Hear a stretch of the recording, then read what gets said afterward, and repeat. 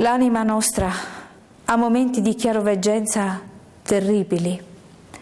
Io sento nel momento che Fedele tira dietro a sé la porta che egli mai più rientrerà in questa casa nostra. Sì, nostra, poiché quella casa apparteneva tanto a lui che a me. Ebbi desiderio di uscire sul pianerottolo, di guardarlo ascendere le scale, come si fa con una persona cara che parte. Il pensiero del suo giudizio malevolo mi trattenne. Allora mi aggirai smarrita per la casa. Soprattutto il pensiero delle difficoltà materiali che l'assenza di lui mi procurava pareva destasse il mio turbamento. Chi pulirà più così accuratamente le stanze? Chi mi servirà puntualmente i pasti? Io ero la negazione assoluta di tutto ciò che è donnesco e diffidavo profondamente delle altre donne, specialmente quelle di servizio. La speranza che Fedele tornasse era il mio solo conforto, ma la sentivo fallace. Egli non era forse arrivato ancora alla clinica, che già mi disponevo a telefonare domandando notizie.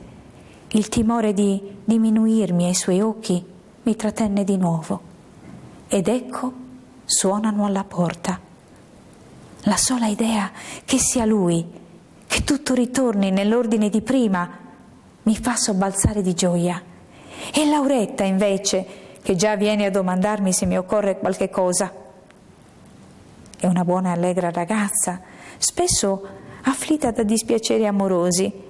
Ad ogni sua delusione segue però una nuova illusione. E l'amore per lei non è che questione di scelta. Cambiano i fidanzati, ma l'amore è sempre lo stesso. Per il momento non ho bisogno di nulla, le dico senza lasciarla entrare. Se puoi, vieni verso sera. E ho desiderio di chiederle che cosa ne pensa della malattia di Fedele. Lei stessa mi previene con una smorfia di poca speranza. Poveraccio, aveva un brutto aspetto. Speriamo che se la scampi. Ma la peste è di nuovo in giro e lui lo sa. E adesso mi consegni la cornacchia. La cornacchia? L'avevo completamente dimenticata, la cornacchia. Perché sento un lieve calore alla fronte? Abissi dell'anima nostra. E il pensiero che l'uccello adesso è tutto mio, che finalmente posso allacciare la mia infinita solitudine alla selvaggia solitudine sua, mi rende quasi contenta che Fedele sia andato via. La porterai via più tardi, dico alla ragazza, e sento che le parlo così per vergogna di me stessa, per nasconderle il mio disumano sentimento. Desolato e nero il giorno moriva sopra la città fangosa, che per il contrasto pareva rumoreggiasse più del solito, ma di rumori meccanici, come una grande macchina in rotazione. Anche il silenzio della mia casa veniva interrotto da squilli frequenti. Il telefono era in contatto con quello di un ufficio d'avvocato e tutto il corridoio tremava per le incessanti chiamate. D'altronde non volevo togliere la comunicazione in attesa di notizie di Fedele. A questa continua vibrazione metallica rispondeva quella dei miei nervi scossi. Mai mi ero sentita più sola e senza aiuto in mezzo alla grande città, ove pure gli uomini possono comunicare fra di loro anche senza muoversi dalla loro camera. E gli uni sono legati agli altri dai fili infrangibili della civiltà. A me pareva di essere entro una rete, come gli uccelli nei giardini zoologici, segregata oramai dall'umanità. E l'ombra della morte che minacciava il servo si allungava fino a me, si stendeva su tutta la casa, coi veli neri della notte. Accesi tutte le lampade, ma sotto quella luce, anch'essa fredda e senza anima, la casa mi parve ancora più funebre. Era come una casa rimessa in ordine dopo che vi è stato portato via un morto. E quel morto Lo sentivo bene. Era tutto il mio passato. Lo squillo atteso risonò infine e mi parve ancora un segno di vita. Pronti, pronti, sono Fedele. Mi hanno visitato. Ho un principio di polmonite, ma non è niente. Fra 2 o 3 giorni è risolta. Resto qui. Ho preso una cameretta a pagamento. Il letto ha il numero 11. Non si preoccupi. È venuta Lauretta? Lei come sta? La sua voce era un'altra, quasi giovane, quasi familiare. Non l'avevo mai sentita e mi sembrava quella di un estraneo, tanto che volevo chiedere all'uomo misterioso che mi parlava notizie precise di Fedele. Io sto bene, dissi, solo mi dispiace che tu non sia rimasto a casa. Domani mattina verrò a vederti. Non si disturbi, farò telefonare dall'infermiera. È venuta Lauretta? Ripeté con insistenza. Poi tacque. Sentii che tossiva. La voce ritornò, la sua, bassa e umile, e come logorata dal tempo. Si ricordi di far chiudere le persiane. Si faccia far tutto da Lauretta. Sì, sì, non ti preoccupare. Cerca di guarire presto. Buonanotte. Buonanotte, signora. Solo dopo che la comunicazione fu tolta, mi parve di aver dimenticato di dirgli qualche cosa. Ah, la cornacchia! Ne ebbi rimorso e fui per riattaccare il discorso, ma di nuovo quel senso di distanza che era fra noi, poiché speravo che egli guarisse e tornasse, mi allontanò da lui. La mattina dopo andai a trovarlo. Era una clinica quasi di lusso, quella dove egli si rifugiava, quieta e circondata di giardini, una specie di pensione per malati, la presenza dei quali non si sarebbe avvertita senza il passare silenzioso delle infermiere, vestite di candidissimi camici, e quell'odore lugubre di disinfettanti che desta il pensiero della morte. Ed io recriminavo ancora una volta i gusti spenderecci di Fedele, che accumulava i suoi risparmi e poi li buttava via in un momento, quando pensai che forse era entrato in quel luogo con la certezza di starci poco. L'infermiera che mi condusse da lui rispose con una sborfia di indifferenza alle mie domande. Pareva non sapesse o neppure si curasse di sapere di che malattia si trattava. La prima cosa che mi colpì, entrando nella cameretta dove ella mi introdusse, fu un pesco fiorito che rosseggiava sullo sfondo della finestra, grande quanto la parete. Da quanto tempo io non vedevo un pesco fiorito? Tutta la mia fanciullezza mi riapparve lì e nello stesso tempo ebbi l'impressione che fosse stato Fedele a prepararmi quella sorpresa per distogliermi dal guardare il suo lettuccio bianco nel centro della camera bianca e nuda come un sepolcro, col cartellino numerato che sotto la coperta banale e le lenzuola ruvide appariva più grande del solito, quasi gonfio, allungato, e soprattutto il suo viso, macchiato di lividori, già percorso dallo staffile della morte. Neppure lui si illudeva, anzi, cercai di illuderlo io. Mi pare che non stai male, Fedele, sei rosso e fresco. Egli mi guardò di sotto in su e i suoi occhi severi, con quello sguardo già lontano, che fissava qualche cosa di lontano, di là della mia persona, mi ricordavano quelli dell'uccello. Lauretta è venuta? Domandò riprendendo il filo della sua sola preoccupazione. È venuta. Ha fatto tutto. È svelta, è intelligente quella ragazza. Non credevo. Egli lo sapeva già, quindi non fece osservazioni, anzi, parve lievemente contrariato, come ingelosito. Che passava nell'anima sua già coperta di nebbia? Forse vedeva Lauretta al suo posto, nel luogo dove egli aveva lasciato la parte migliore della sua vita, e ne provava dolore. Non disse nulla, non mi domandò neppure della cornacchia, pareva se ne fosse dimenticato, ma quando io, accostando la sedia per sedermi accanto al suo letto, dissi che non avevo permesso a Lauretta di portarla via, si animò lievemente. Di nuovo parve contrariato. «Perché?» domandò scuotendo la testa sul guanciale. «Sporca troppo?» «Ma no, poverina, se ne sta tranquilla sul suo bastoncino, sopra la cassetta aperta. Le ho dato io da mangiare e da bere, non ti preoccupare. Dimmi piuttosto, cos'è che ti senti? Che dice il dottore?» «È la polmonite, null'altro. Passerà?» «Passerà», ripeto io con fiducia, ma l'aspetto di lui non mi piace. Adesso egli è calmo, rassegnato, non ha tosse e neppure difficoltà di respiro. I suoi occhi guardano verso la finestra, senza vedere il pesco fiorito, come aspettando di là un segno misterioso.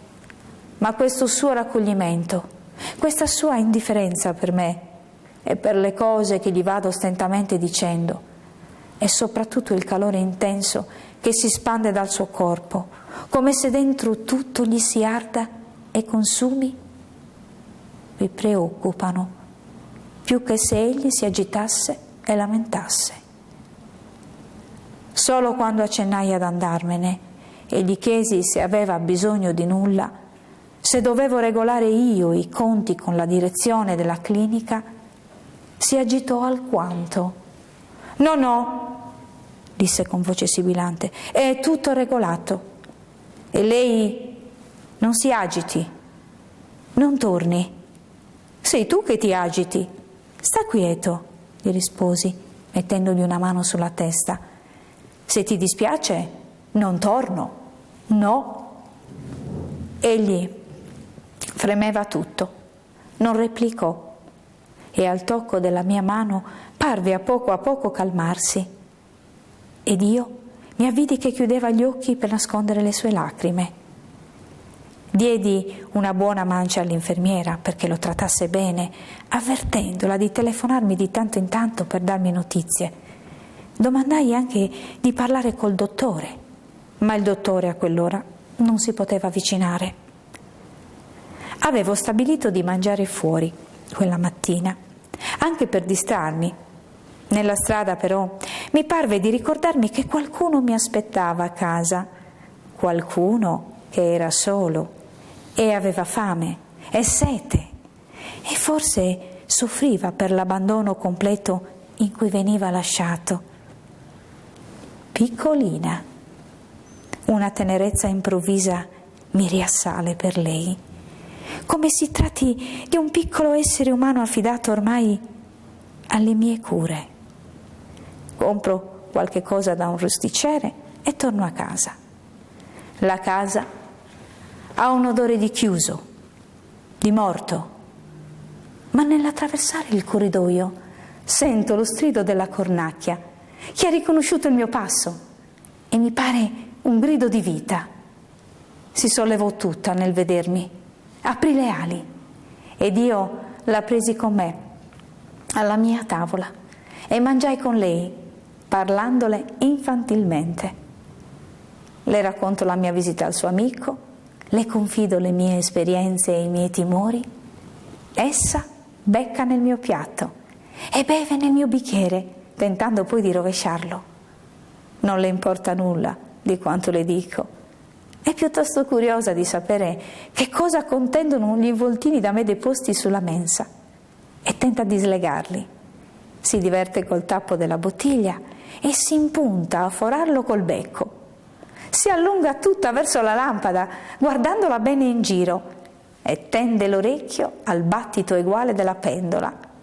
Quando io verso l'acqua nel bicchiere, lei introduce il becco nel collo della bottiglia e beve. Forse ricorda la sorgente nel bosco. Tutto la interessa, fuori che le mie inquietudini. Eppure io non mi sento più sola. Con lei e la sua compagnia basta per attenuare la mia tristezza. L'infermiera, nonostante la buona mancia, anzi, avendola già ricevuta, non telefonava. Ed io non domandavo notizie per orgoglio. Orgoglio di che? Di tutto e di nulla. Si può sapere chi è superiore e inferiore a noi? Noi stessi. Ed è di fronte a noi stessi che noi ci si umilia e ci si esalta. Verso sera tornò Lauretta e mi domandò notizie di Fedele. E parve rallegrarsi sinceramente quando le dissi che egli non stava poi tanto male. Aggiunse però se lui, Dio non voglia, avesse a morire, verrei tanto volentieri io qui da lei. Si sta bene qui, pare di essere fuori del mondo. Mi vuole? A dire la verità, io avevo paura a stare sola, specialmente la notte. Le dissi quindi che se voleva venire provvisoriamente sarei stata contenta. Ella si mise a ballare per la gioia. Poi prese sul braccio la cornacchia, la carezzò, cominciò a dirle frasi d'amore. Eppure di lei non sentivo gelosia e i suoi passi di danza, il colore vivo dei suoi capelli e del suo vestito mi comunicavano un senso di gioia. Andò giù a chiamare il padre e col consenso di lui rimase presso di me. La mattina dopo si alzò presto, andò a fare la spesa di sua iniziativa, fece tutti i servizi che faceva Fedele come una sua scolara. Mi contentò in tutto. Una sola cosa osservai: ella non aveva comprato i fiori come egli usava. Ecco dunque risolto il grande problema. Con questo di più, che ella destava a me un senso completo di fiducia, di intimità, di solidarietà femminile. Non mi dispiacque, infatti, che ella entrasse in camera mia mentre mi pettinavo, cosa che mai avevo permesso a Fedele. Se l'infermiera non telefona vuol dire che la malattia segue il suo corso regolare, penso. Tuttavia nel pomeriggio mandò Lauretta a domandare notizie. Io resto a casa e mi diverto a portare la cornacchia sul davanzale della mia finestra. Il tempo s'era serenato, un cielo infinitamente grande e puro si stende sopra la città, ancora lievemente assopita in quel primo calore primaverile. Pare che un velo sia disteso sotto le mie finestre e i rumori vi arrivano attutiti, sotterranei, mentre di sopra, nell'aria trasparente, tutto vibra con armonia. Ed ecco l'uccello si mette a cantare, ma è una voce nuova la sua, come di un altro uccello, è quasi dolce, è un richiamo insistente, squillante, che vuole e si meraviglia di non ottenere quel che vuole e gli è dovuto. Infine, stanca, piccolina tace, si abbatte, si arruffa, china la testa e pare si sottometta a un comando superiore. Così è, le dico io, riprendendola sul braccio e riportandola nel suo angolo melanconico. È tempo d'amore, ma i tuoi compagni sono nel bosco e non ti sentono. Lauretta tornò dalla clinica stravolta e agitata. Che luogo, Dio mio, che luogo! Pare bello, eppure là dentro si muore. È vero, dunque, che si muore. È vero, sì. E per i giovani il pensiero della morte sarà sempre inverosimile e inumano. Per noi invece, che discendiamo la china, la morte appare come il placido porto ove ci imbarcheremo su una nave meravigliosa.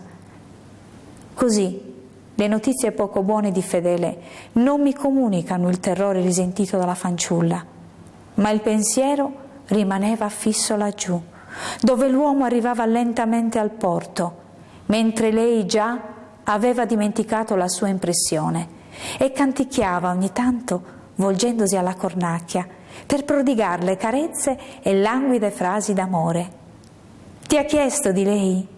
domando io, che contro il solito mi attardo nella cucina.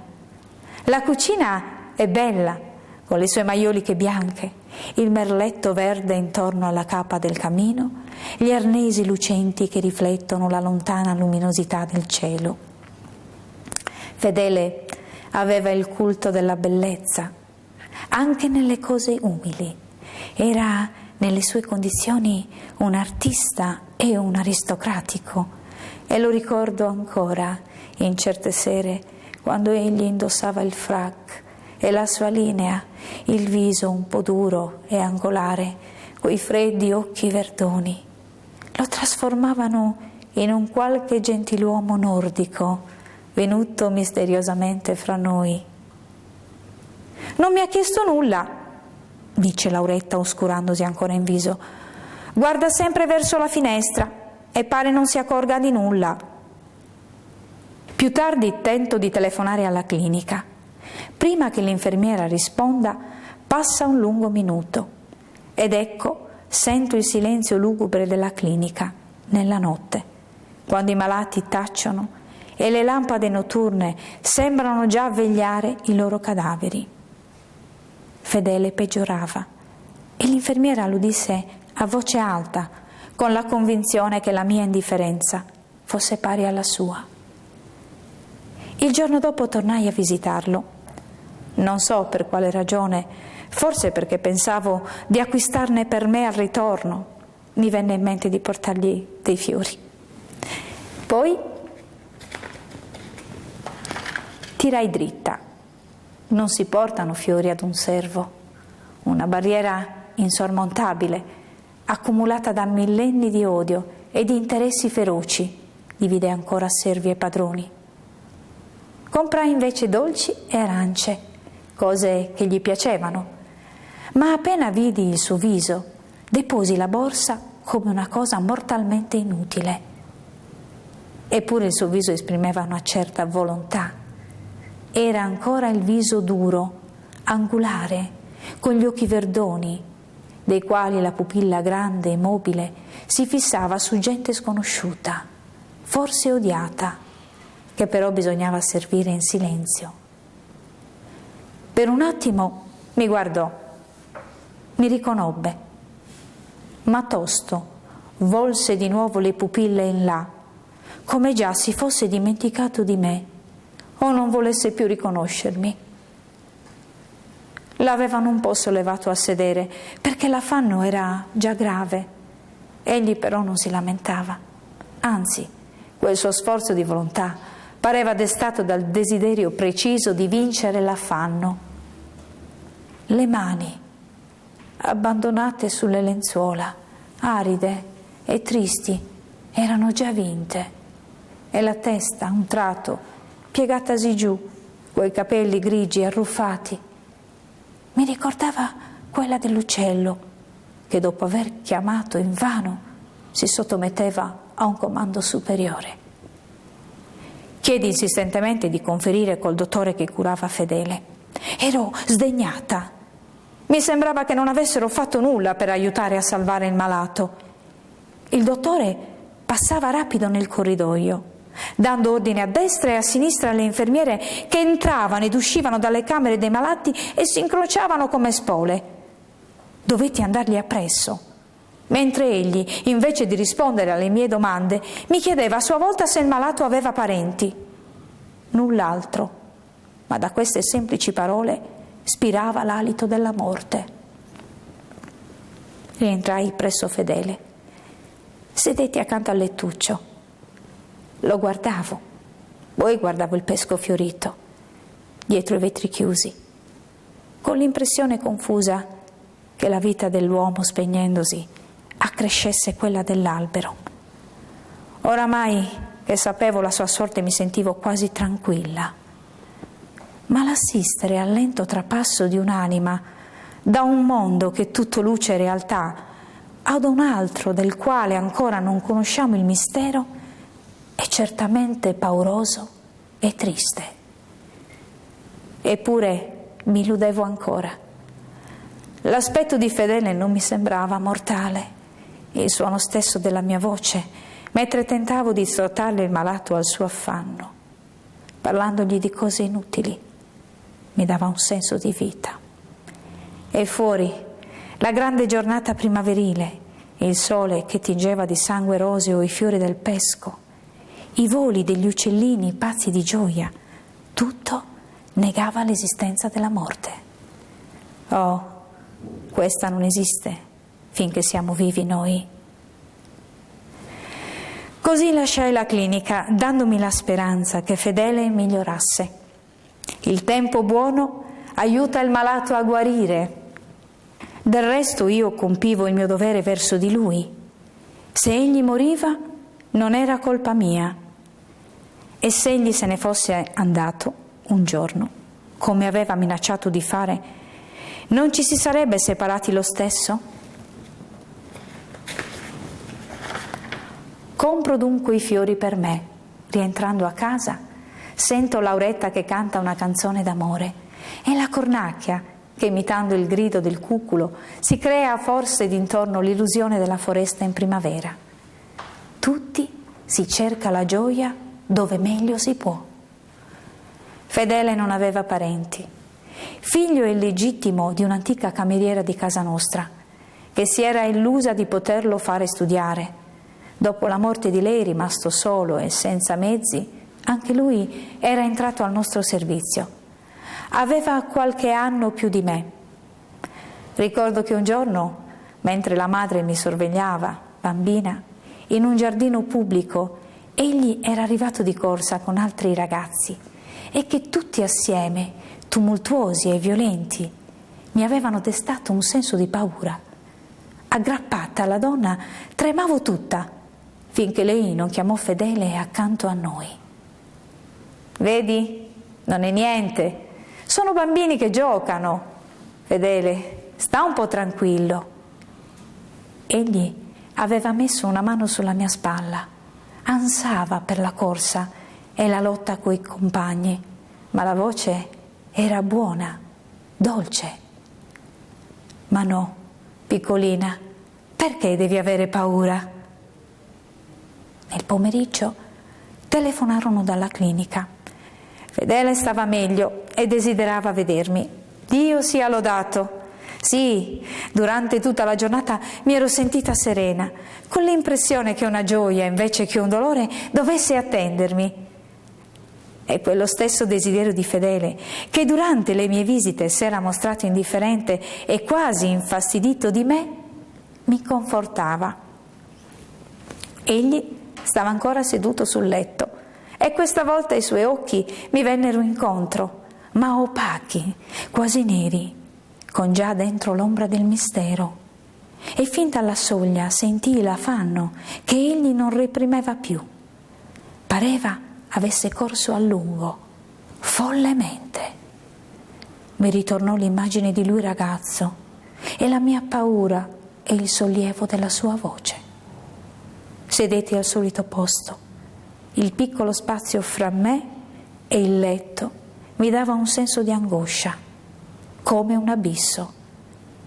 L'infermiera stava dall'altro lato, ferma, in attesa, quasi pronta a raccogliere e portare via Anima che come un fiore stava per sbocciare sulla bocca del morente. Ma egli forse voleva che altri cogliesse e portasse via questo fiore, perché allungò la mano col dorso in su, facendo atto di scansare la donna. Anch'io le accennai di andarsene. Ella obbedì. «Fedele», domandai sottovoce, «hai da dirmi qualche cosa?» Egli non poteva parlare per l'affanno. Rovesciò la testa sui guanciali, chiuse gli occhi e aprì la bocca, come chi è molto, molto stanco. D'impulso io gli afferrai la mano per trattenerlo, ma anche per sostenermi. Avevo paura ed egli lo sentì. Sollevò la testa, sorpreso, e la sua mano rispose alla mia stretta.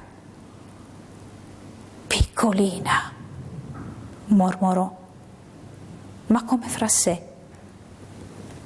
Ed io ebbi l'impressione che egli avesse l'abitudine di pronunziare spesso, anche senza volerlo, quella parola. Sulle prime pensai che chiamasse la cornacchia, ma no, egli non le dava quel nome. A chi dunque lo dava? «Fedele!» gridai spaventata. Egli teneva ancora gli occhi aperti, con la pupilla che andava in su, finché scomparve. Era l'anima che se ne andava. Nella sua camera abbiamo trovato i libri dei conti, null'altro. Ma in questi libri non appare mai il conto dei fiori che egli comprava quasi tutti i giorni. Questo è l'unico segno che un'anima vera e viva è passata accanto all'arida e meccanica anima mia. E anch'io gli ho portato i fiori al cimitero, ma egli non li sentirà, come io non ho sentito i suoi. E il tempo passa e facilmente si dimentica chi non si è amato. Lauretta, quasi felice per la scomparsa di lui, canta, ride, mi ruba nella spesa, si fa amare da me e dalla cornacchia che le salta continuamente sull'omero e le becca lievemente e come con delizia i peli biondi della nuca e delle orecchie. Con me invece piccolina è sempre un po' selvatica, a giorni anche nemica, e se può mi becca sul serio senza tanti riguardi, però mi viene sempre appresso ed io le voglio ugualmente bene, anzi, più è selvaggia e lontana dalla mia natura umana, più mi piace. Uccelli di solitudine, tutti e due, uniti da un vincolo inspiegabile d'amore, come quello che avvince uomini in apparenza infinitamente diversi fra loro, eguali in fondo nella loro essenza divina.